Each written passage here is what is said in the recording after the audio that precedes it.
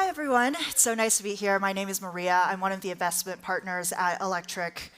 And I'm here to talk about developers and developer activity in crypto. I got very ambitious and put together a presentation with like 70 slides, so I'm going to talk very quickly.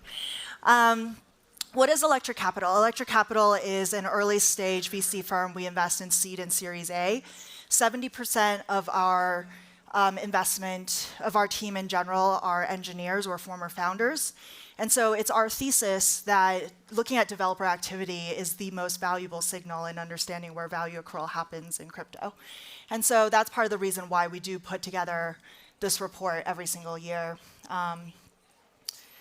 So why do we measure, why do we measure developer activity? Crypto is unlike any other industry in that it is uniquely open source.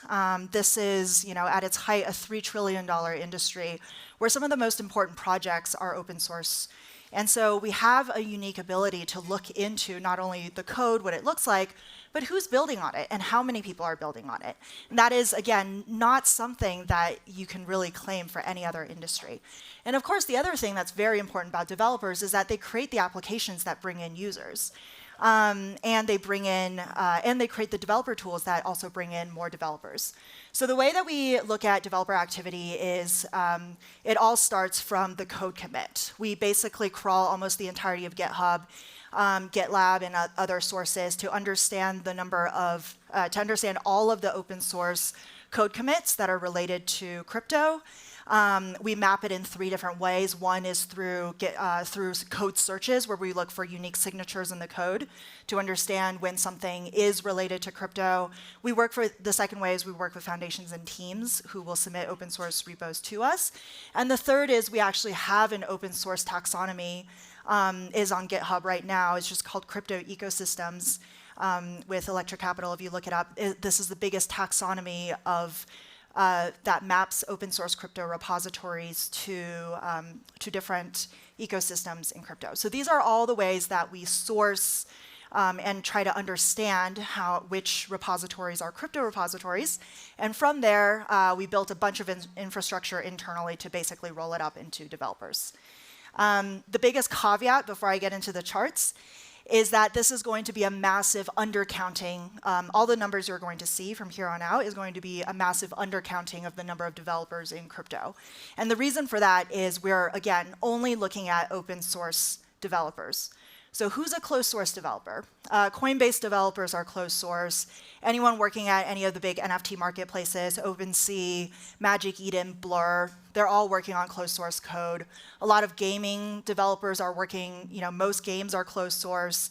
And so if you think about the number of closed source developers out there, the way to understand these numbers is to look at it as as a trend line, but B, as a health of open source code, which again is part of the core ethos of crypto.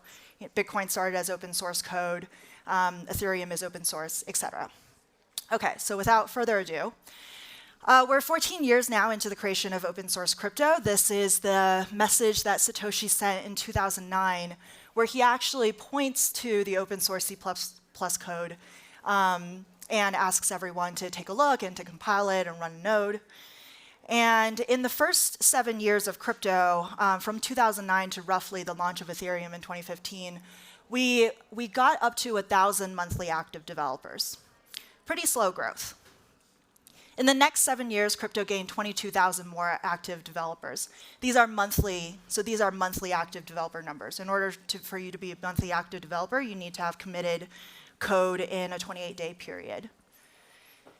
And as of December of last year, there are 23,343 monthly active developers in crypto, which is a 5% increase year over year from December of 2021 to December of 2022.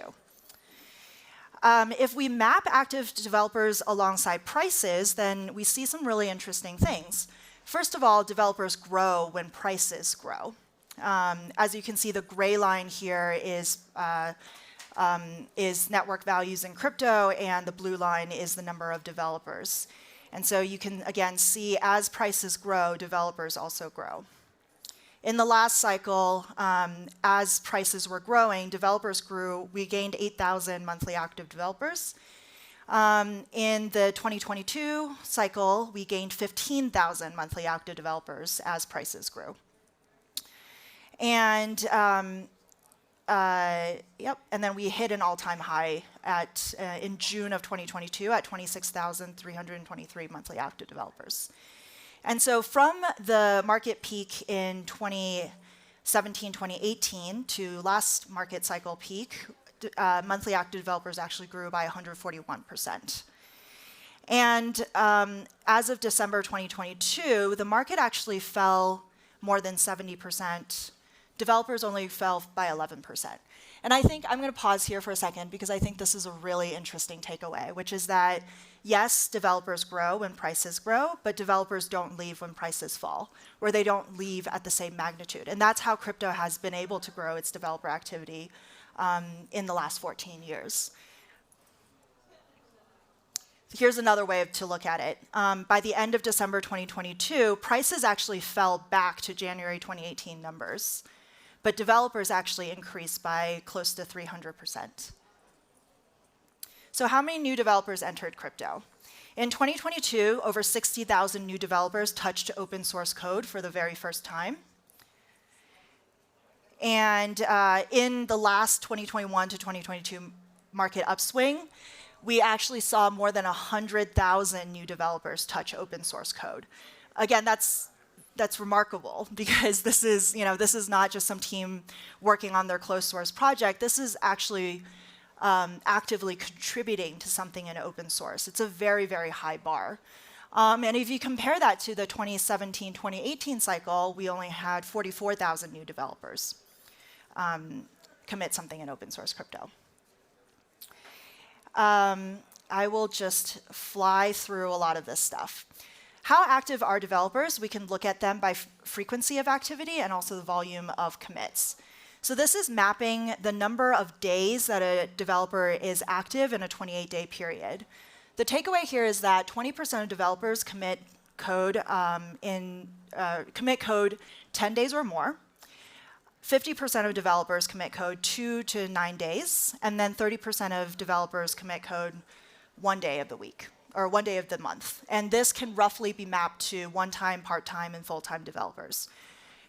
So who's a part-time developer? A part-time developer is a hackathon participant.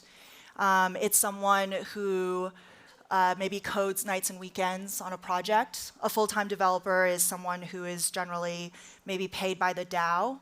They work full-time on a team. And a one-time developer is someone who is updating documentation, maybe adding their validator profile into some file. If we look at the number of monthly commits in crypto, we're looking at almost 500,000 monthly commits. This is by the end of 2022. 356,000 of those commits are by full-time developers. So this tells us how important full-time developers are. They contribute most of the code. So 76% of all commits are actually by full-time developers. And part-time developers contribute more commits during bull markets. Again, that intuitively makes sense. Part-time developers are generally hackathon participants. And so if you think about the number of hackathon participants growing in a bull market, that's kind of what we're observing through this chart. And so if we apply this frequency-based segmentation to the developers in 2022, we can start to contextualize what it means when we say developers grew by 5%. We can break that, so we can break down this line into part-time, full-time, and one-time developers. And if we were to do that, we can see that the biggest driver, the biggest percent increase of developers in 2022 actually came from full-time developers. And the next biggest increase came from part-time developers, which is that orange line. And one-time developers actually decreased. So again, the way to kind of understand that is full-time, paid people who commit code 10 or more days increased by 8%. Hackathon participants, people who are doing this nights and weekends, increased by 7% over 2022. And developers reached an all-time high, June of 2022. This is almost, the peak happened just a little bit after the Terra collapse.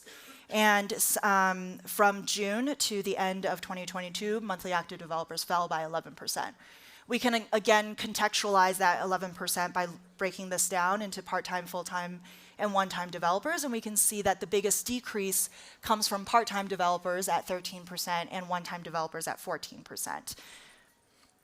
Okay, so how do we reconcile the 61,000 new developers that contributed to open source crypto with the 23,000 monthly active developers? One way to look at that is through retention in monthly cohorts. The graph on the left basically shows that full-time developers are much, much more retentive than part-time, than total developers overall. And then if we look at, so the other natural question is, who are the developers who leave? And if we were to break down the developers who left, we can see that 95% of all developers who churned out, so they once contributed to open source crypto and then we kind of don't see them again. If they churned out, then 95% of them are one-time and part-time developers. Only 5% of full-time, 5% of all developers who churn are full-time developers. Okay, so because this is Interop, I'm going to go through a few slides that talk about cross-chain developers and how that's going. EVM, the EVM ecosystem has obviously emerged as a really powerful core technology. And one of the really interesting things we've seen, this is our 4th year doing the developer report, and so one of the things that we're seeing over the years is the growth of the EVM ecosystem overall. Across EVM chains, you saw, again, 5% increase year over year. And Ethereum grew by 5% year over year, where you have EVM compatible layer 1s and 2s outside of Ethereum grew by 2%.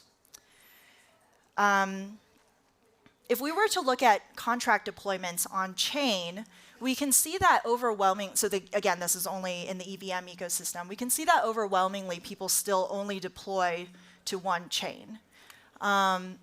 But it's also undeniable that the average number of chains that a deployer has deployed on has increased over time. So what this chart is saying to us is we're seeing this march towards developers being more multi-chain over time.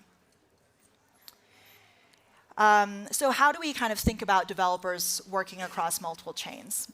I'm going to show a few graphs in terms of layer 1 and layer 2 ecosystems and how their own core developers compare to multi-chain developers.